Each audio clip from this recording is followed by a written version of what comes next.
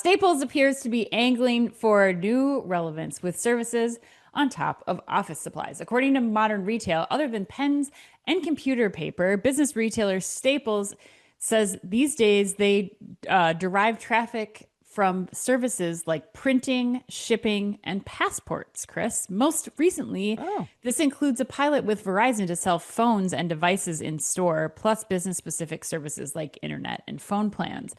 President of Staples US Retail, Marshall Warkentin, said that the company introduced the partnership with Verizon in 5 stores earlier this year and will expand it to 30 more stores later this summer.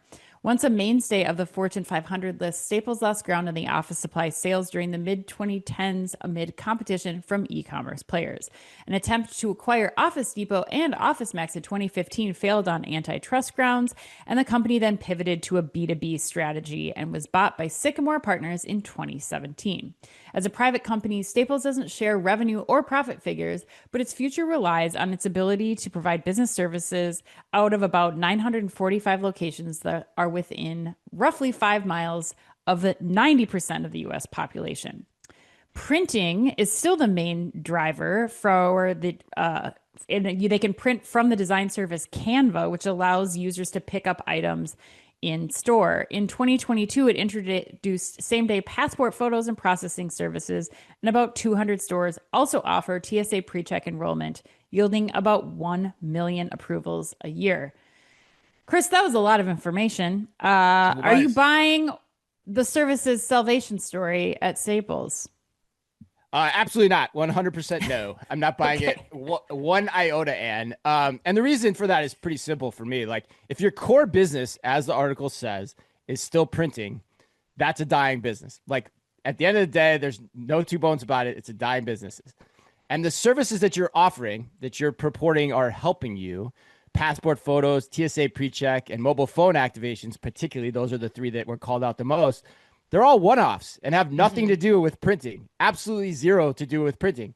So long-term, there are many competitors in all of those spaces and other options, which means the customer acquisition cost for these services will be relatively higher for Staples than it will be for other people, while your printing business is still dwindling. So no, I'm selling this.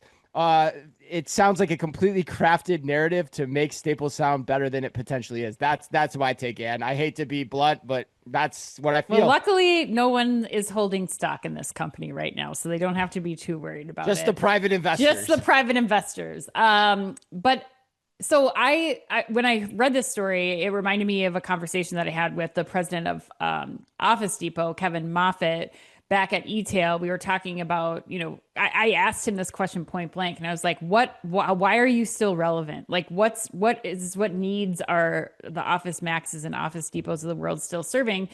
And while I agree with you that there will be burnout, and he agreed that like their businesses is evolving quite a bit, he still sold me on the value that they're providing small businesses. I do think that we're in a slow phase out of the mass printing like we used to see, the copying paper and all the things like that. But when he explained to me, like, they have the fastest in-store pickup, buy online pickup in store of anyone in the world, he said. So within 20 minutes or less, you can go to an Office Depot, you can get the things that you need. And to be within 5 miles of 90% of the country, like, there is still some value there for a lot of the small businesses that do depend on them as their one-stop shop. It's their printer, it's their, shipping location. It's the place that they can go and do all the things in one place. But I do agree that eventually we will find new ways of doing this. The menu example of printing off new menus every day, like, that will likely go by the wayside.